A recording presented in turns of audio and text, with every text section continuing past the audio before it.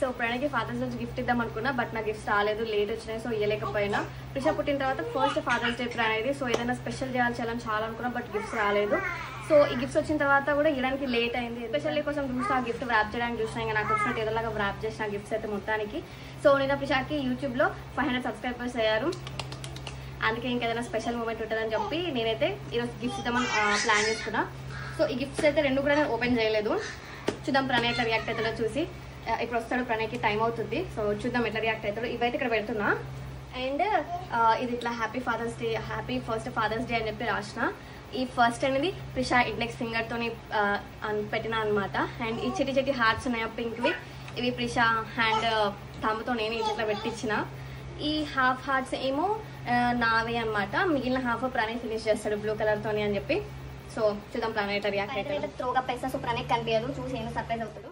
చూద్దాం ప్రణయ్ రియాక్ట్.